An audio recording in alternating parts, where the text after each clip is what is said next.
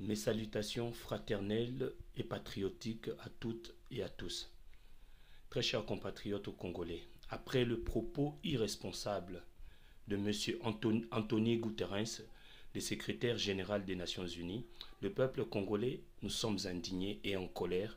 C'est pour cela que nous vous invitons ce 1er octobre à partir de midi pour une grande manifestation, une grande marche contre le propos tenu par M. Guterres, le propos humiliant disant que la MONUSCO n'a pas le moyen de combattre les soi-disant rebelles M23, que tout le monde, nous sommes au courant que le M23 n'existe pas comme rébellion, mais le M23, c'est l'armée de Paul Kagame, les génocidaires. C'est pour cela que nous vous appelons, très chers compatriotes, de venir très nombreux ce 1er octobre à partir de midi sur la place Reine Astrid devant l'ambassade de notre pays pour commencer notre marche à partir de 13 h jusqu'au Parlement français. Pourquoi cet itinéraire? C'est parce que, très chers compatriotes, comme vous le savez tous, la France fait partie de 5 nations du Conseil de sécurité des Nations Unies, donc 5 nations permanentes du Conseil de sécurité des Nations Unies. C'est pour ça que nous allons nous diriger vers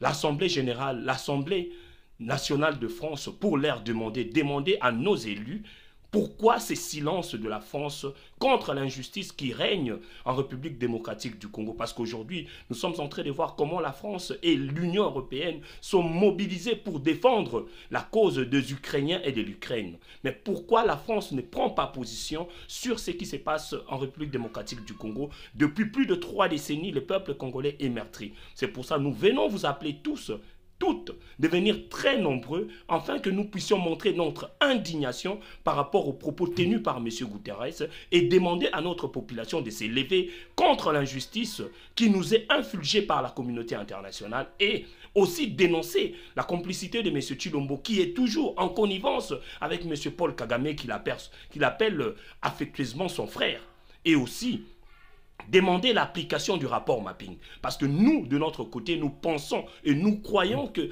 la sécurité et la paix reviendra au Congo tant que nous aurons mis l'application du rapport mapping, et aussi demander au Conseil de sécurité des Nations Unies d'ouvrir un tribunal pénal international sur les crimes de génocide commis en République démocratique du Congo par l'armée Tutsi de Paul Kagame et l'armée ougandaise de Yoweri Museveni. C'est pour ça que nous vous demandons, très chers compatriotes, je pense qu'il est maintenant temps que chacun prenne conscience. Nous ne pouvons pas rester derrière nos écrans, derrière nos téléphones, dans notre confort, attendant que les résultats viennent de quelque part. Nous devons tous nous lever parce que le devoir nous incombe à tous. C'est pour ça que je vous demande, très chers compatriotes, nous serons le 1er octobre à partir de midi sur la place Reine Astrid où nous allons commencer notre marche direction l'Assemblée nationale française pour déposer notre mémo et demander à la France de s'impliquer pour l'application du rapport mapping et l'ouverture du tribunal pénal international. Vraiment, nous comptons sur vous, le Congo compte sur vous,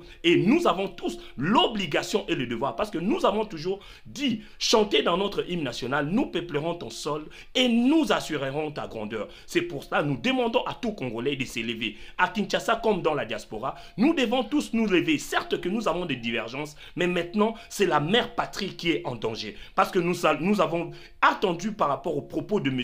Antonio Guterres que la complicité est internationale. C'est pour ça que nous devons nous lever pour sauver Bunagana et sauver notre pays, la République démocratique du Congo, Ingeta.